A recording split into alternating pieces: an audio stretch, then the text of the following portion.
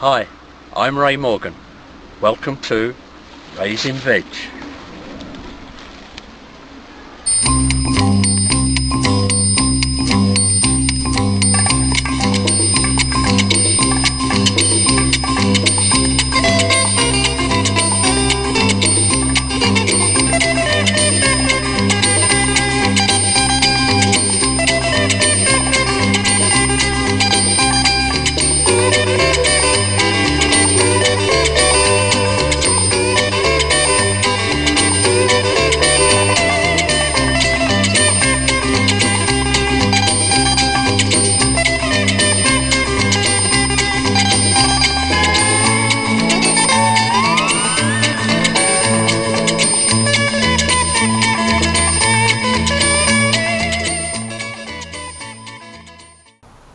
Hi, welcome to the allotment.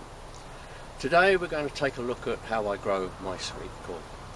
A lot of people have said to me that they've tried to grow sweet corn and have struggled. Have not had a lot of success.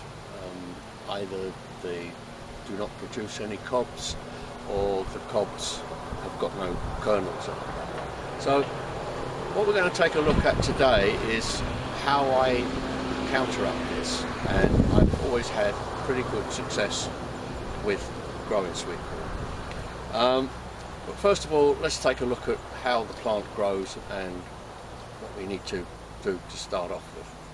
Now generally it will tell you on the packets of seeds that you need to grow them in a block. This is quite common, and the reason for that is the pollination. And this is usually where a lot of the failures occur. And to explain what I mean by that is, let me just take this out of the way. If we take a look at the plant here, you can see this is the male flowers. They produce these beautiful heads. And the reason you need to grow them in a block is because it relies on wind to carry the pollen down to the tassels on the cobs. Okay, that's the normal. So you're relying on wind blowing these and shaking the pollen so that it all spreads around, and hopefully it lands on the tassel, which is the female part of the plant, and pollinates it. And there's two reasons why it quite often fails with this.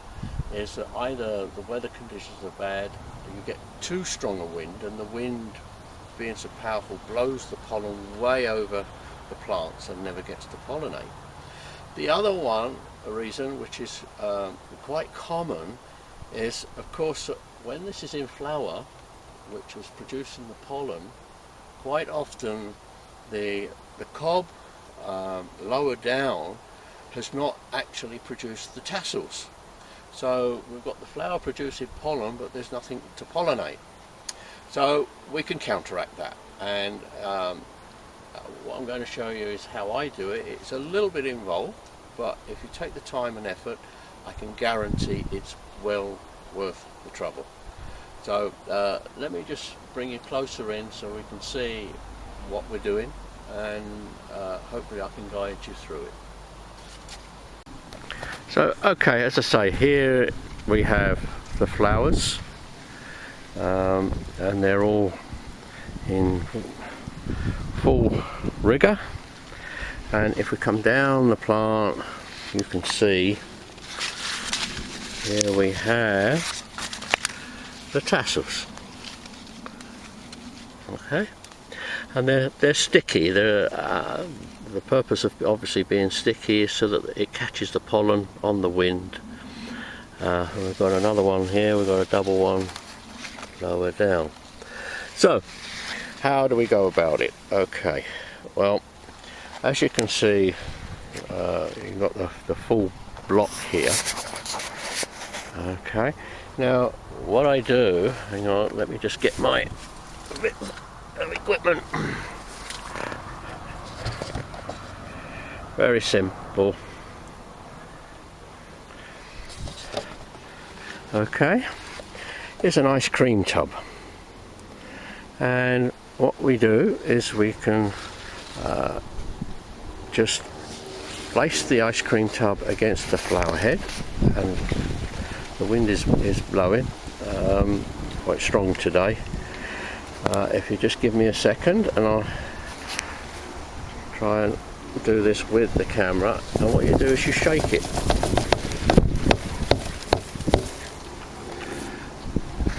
And hopefully, let me pull back and you can see, yeah, in the tub there, you see all the yellow pollen. Okay, well, that's what we need to collect. So if we go around each plant and just very gently tap the head into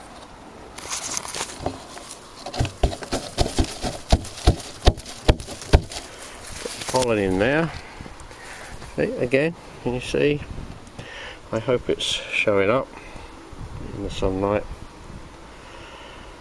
Okay, so that's the first stage. We can collect the pollen. Now, what we can do, if you can keep it dry, this will last for several days, and quite often what happens is that after several days of the flowering, the tassels then will appear. If you're worried that at times it's in flower but there's no sign of the cobs or the tassels, you can then collect the pollen and hold it back for a few days, and eventually the tassels will appear. Okay, now what you have to also remember is that each single tassel on this here, every one of those little threads is a kernel, a single kernel on the cob. So each one of those needs to be pollinated, and that's why if you're relying on the wind alone or just shaking the stems, you can end up with, say, half a cob, half have pollinated, half haven't. So what do we do next? Okay, so what I do is, with a very soft paintbrush, I gather up from the box. I don't know if you can see that, and then just paint that onto the cob. Okay,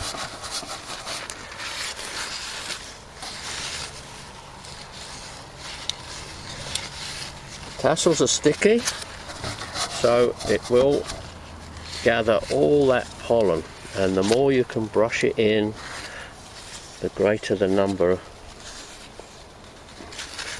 Okay. Now what this means is that you're pollinating the plant direct. You're not relying on nature, you're not relying on the rain to wash the pollen down. You're physically pollinating each cob.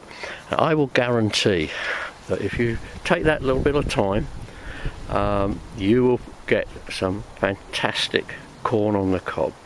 The last little warning I will say is that when you come to shake the plant, be very careful. This stem here is very brittle, and if you try and bend it too much, it will snap off. So you need to sort of pull over the plant, and it's best on a non-windy day if you can, so that you can just gently tap the entire flower head into the pot, into the container, and you will gather more. And you can see here, let me show you sort of nature's way. I don't know if you can see right in there, see how much pollen is gathered in these leaves. Okay, now another peculiar thing about sweet corn is that if you water them, or when it relies on rain, it spirals down. You can see the leaves are opposite each other. The rain falls down, drops onto the next one, falls down, drops onto the next one, and so on. And this is another reason why it relies, there's a cob there forming tassels, it relies on nature, as it were. Well, it is a slightly hit and miss. So by using the paintbrush method you're guaranteeing that the pollen gets to every one of these little tassels. Okay, well, I hope that's helped you, and I will add at the end, as usual, when this is harvesting, I will show you some of the cobs that have been produced.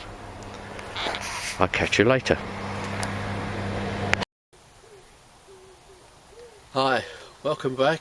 As I promised, we would take a look at the sweetcorn and show you the results of how I demonstrated the pollination. It may be a little bit early. We are August bank holiday weekend, but one or two of them I done previously to the early part of the video. I think I'm almost ready, but I will show you the one that is on the video that we pollinated and give you some idea of how well they've turned out. So we'll take a look at this one. Where are we? Right here, I think, in front of me. I'll just snap that off, and let's peel back and reveal how it's turned out. I can feel it's pretty solid. You can see there. The one quick way of testing whether they're ready, they're ripe, is generally this should be black. The tassels have gone black, but if you just peel back the top to reveal the kernels, I don't know if you can see those. What you do is you just pierce it with your fingernail. If it's clear, white liquid, then they're ripe and ready. If they're still a little bit milky, you can leave them a little bit longer. So anyway, as you can see, I've already started to peel this one back.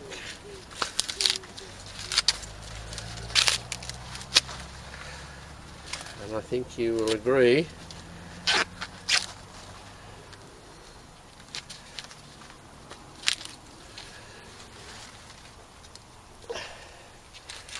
take a look at that sweetcorn.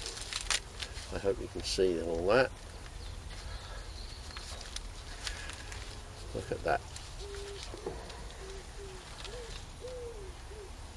Okay. Now you have to agree there's not much wrong with that, is there? And as I said previously, if you follow my method, guarantee sweet corn, corn on the cob, sweet and juicy, completely full up with kernels. Okay, so hopefully I've shown you something that you can now go forward and grow your own sweet corn. And remember, if you use this method as I described earlier, you don't need to grow a large block like this. You can actually grow individual stalks in a pot on a patio, and they will produce one or two beautiful sweet corn cobs just like that. Okay, thank you for watching.